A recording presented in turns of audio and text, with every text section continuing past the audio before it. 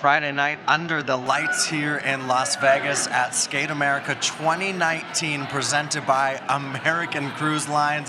There's the strip in beautiful Las Vegas, the first time it's hosted Skate America. And how about the timing of Brady Tennell to throw down her best career short program score, a 75.10, and that means Tennell, the former U.S. champion, is also the leader after that short program, topping Sakamoto, Higuchi, Sherbakova, Tuktamysheva, and there's Karen Chen. Those are your top six. There's the 7 through 12. Amber Glenn had a nice night. Some disappointing skates. We'll get to those here in a couple minutes. But it's got to feel good to be Brady Tennell, to have that really, really standout performance. Nick McCarville alongside Michael Weiss, Brooke Castile, and Sinead Kerr. We're seeing a whole bunch of fans leave this Orleans arena right now in Las Vegas, Mike. But no one, I think, has a smile as big on their face as Brady Tennell after that performance tonight. What an amazing skate. You know, we talked about this earlier this week when she was on with us, and she said she had that ankle injury, and she was, kind of unsure of how she was going to perform, and she went out there and just skated lights out. And we talked about, too, the under rotations is really the only thing that kind of ever holds her back. Not on that triple Lutz, triple toe, perfectly clean, well executed. Really, really a sophisticated program for her. Before, sometimes we talk about the consistency of her jumps and maybe criticize a little bit that she wasn't really as polished and really emotionally involved in her programs. But this one, it very much was. She was in that part of the second group of the ladies where you had Higuchi, and then you had Brady Tennell, and then you had Sakamoto, one right after another, Brooke. They were fantastic. Yeah, and really up until that point, the event was kind of dull. It kind of wasn't going anywhere. We had some weird skates, and then all of a sudden, these three were lights out, and Brady, I was just blown away by her. I thought that program was unbelievable. I loved the choreography. I've never heard that music before, which is great in skating when someone has something completely different and new.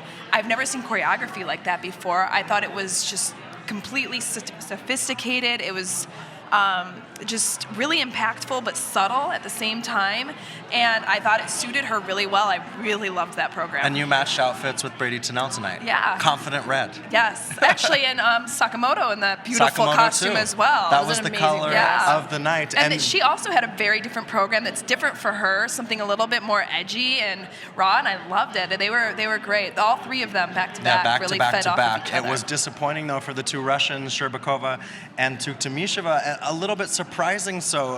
Sherbakova had sort of a random fall midway through her program. Tuktamysheva just seemed to lack some of that zest we know her for. There was something a little bit flat about her tonight, which was definitely disappointing given the fact that we've spoken about her so highly coming into the event. She's been doing good practices. She's skated in 3 events coming into it. So I'm not quite sure what happened out there, but I think it's just like she landed the triple axel, which was great, and then everything else just seemed to go downhill from there. Yeah, and her components weren't great either. Like the way the program was put together was there, but she didn't perform it tonight. Okay, so it just wasn't the night for Tuktamysheva. This is Ice Desk. Welcome in. Facebook Live here on US Figure Skating, YouTube as well. We're breaking everything down from the ladies' short program, and let's get right to it. Brady Tennell is the winner after that short program. This triple, come on. It was lights out from the start. Yeah, and it was, and you could see it because she knows that she knows when she does them right, when they're clean and when they're not, and when they're slightly under rotation. She landed that triple Lutz, triple toe, and she knew. She's like, I'm on, this is on. And look at the transition right out of that triple flip, right into footwork. This spin here had great speed, great position. Just every single element she did tonight was the best that she can perform at, every single element. And that's rare in a program that you can say you went out there and my spin was the best I can do. My combo was the best I can do. My solo jump was the best I can do. Every element was at absolute maximum for her. And this is the first time doing this program this season for her too, and it was all the best she could do. It was so good, I was just snacking on my popcorn. It was a popcorn performance. Come on. And you got to give credit to our choreographer, Benoit Richaud, as well, for coming up with that routine. I mean, the movements that were within, she just looked so mature, and it was so different, and it just suited her so well. It kind of reminds me a little bit of what Nathan Chen has done the past few years with his short programs, where they're very different, they're very well suited for him, and they just, as soon as it's done, I want to watch it again. I want to go back and watch that program. Watch the details. Right. Yeah. We've got a great crowd here in Las Vegas. Did you guys enjoy Brady Tennell tonight? Sounds like it. They were eating their popcorn too, I think. Let's get to in second place. Following, she actually skated right after Brady Tennell. It was Kaori Sakamoto. Have some popcorn, Brooke, because this one was Look at the popcorn worthy. The second jump is bigger That's than the what first. amazes me about that combination. It's the second triple toe that's higher than the first flip, which is none of the other girls do. And she does that exceptionally well. But she is really comfortable. This triple loop was light, easy. But she's comfortable in second place. We talked about this before. She's been second at Skate Americas before. As soon as she was going in, I'm like, she's going to be second after the short. I just know it. She likes it there. She always comes to Skate America, and she's well prepared, and she skates well here. And she put another great program out here. And is in only 2 points behind Brady.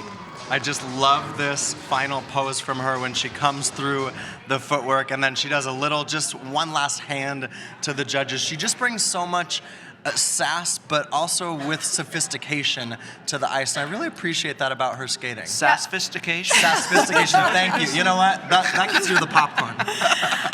What's great about her is what you were saying. She's so comfortable on the ice. I never doubt that she's going to skate well, and so you can really enjoy her.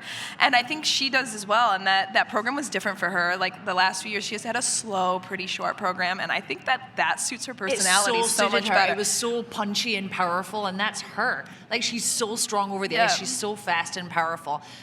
It was modern, it was fresh, but it was still powerful and suited her so much. It's just, it is the sophisticated? Sophistication. Pass the popcorn. It's a thing. It's the kind of skating that we love to see from Sakamoto, and she did it tonight. She's in second place. She's comfortable there. She's going to climb. She's only less than 2 points behind Brady Tennell. And I think that's the spins. That's the difference. Okay. I think for Tennell to be ahead? Brady's spins are They're so a class good. of their own. Yeah. They're lights out better than everyone else's, and I think that's the big difference in the short program for her. Yeah, okay. I So think that's why your is And the score's so high. component marks. Yeah, the component as well, it was but a little bit, Brady's were a little bit better. yeah. a little higher. Okay, so those two things, the spins, the components. What about Wakaba Higuchi, a former world silver medalist who's just really been up against it the last couple years, but tonight she came out after the Russians didn't skate their best, and she was fantastic, Mike. She just had that air of confidence about her that we saw in the past. Wakaba! Higuchi. It was awesome. I mean, that's kind of how she came out to skate. It was at the time in the competition where you needed a good skate. Yeah. Like the Russians were kind of subpar, didn't skate really well. And that time in the competition, she just came out and attacked the program like nobody else up to that point.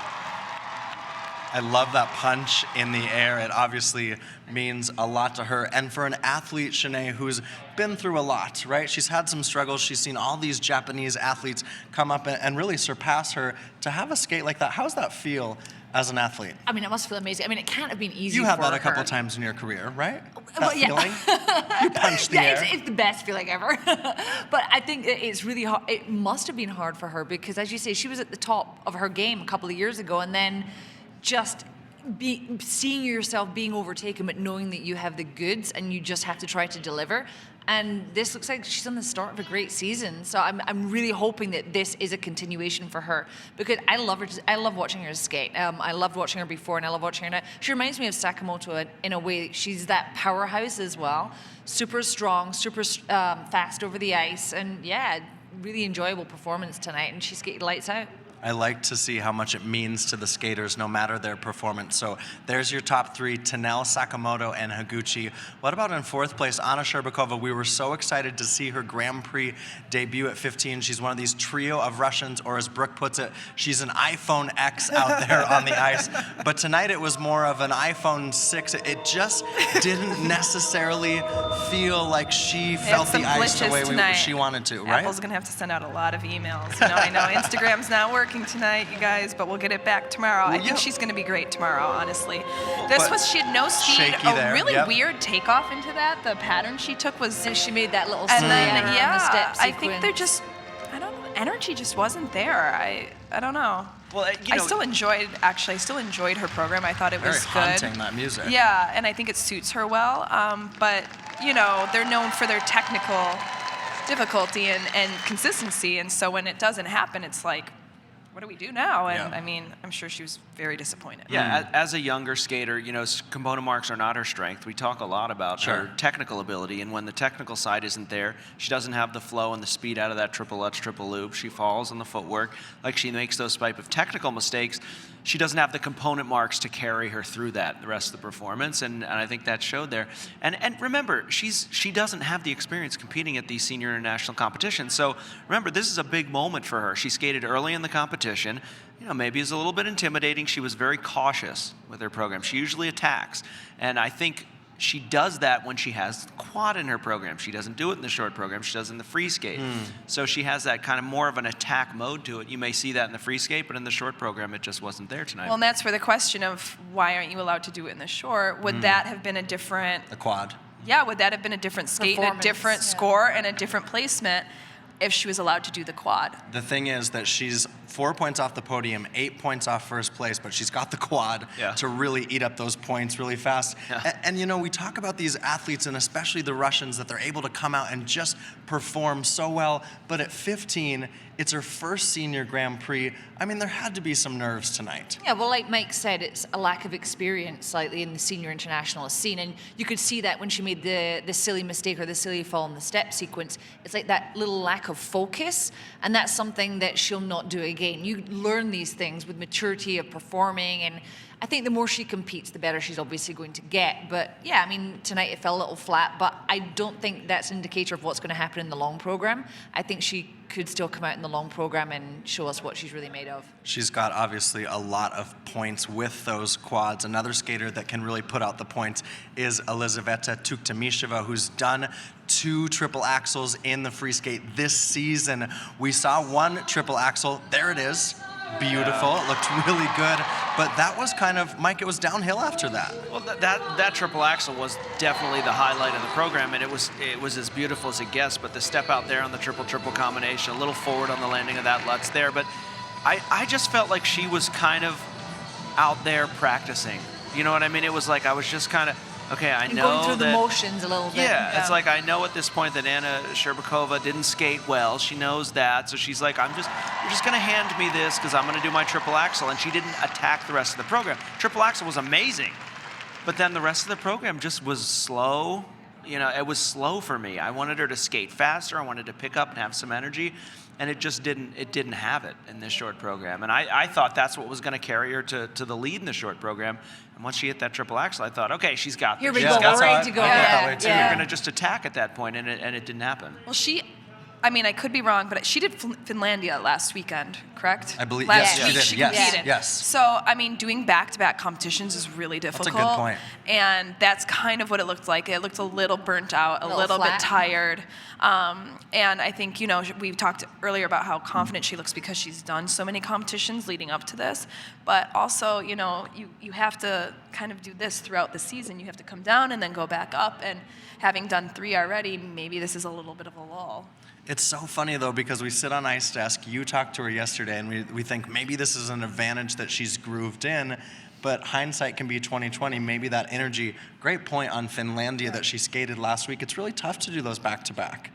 For sure. And as you said earlier, we didn't really take that into consideration when she was talking about it like it was a positive thing and it had given her the confidence and everything. But yeah, there is a negative drawback to skating in so many competitions as well. It's tiring. It takes a lot out of you. There's the travel. There's the constant having to be on the top of your game for these Challenger Cup competitions. Yep. And then you come to your Grand Prix and there's a possibility that she is just a little bit tired. Yeah, certainly. Some comments from you folks out there on Facebook. We, of course, want you to weigh in. Lindsay saying, great ladies short program. She really enjoyed the second group. Lori saying she's so happy for Brady Tennell. That was awesome. Was that the highlight tonight? Was Brady being able to skate that way? Mike, you said it on the pre-desk. If she can skate clean, the sky's the limit. Yeah, absolutely. That was the highlight. But, she skated well. She skates well at Skate America. It's a good competition for her, and she skated well here. But again, I often say whenever you're challenged, sometimes it brings the best out of you. We saw it with Keegan Messing in his short program, and here, she had a broken ankle not long ago. A couple months ago, Yep.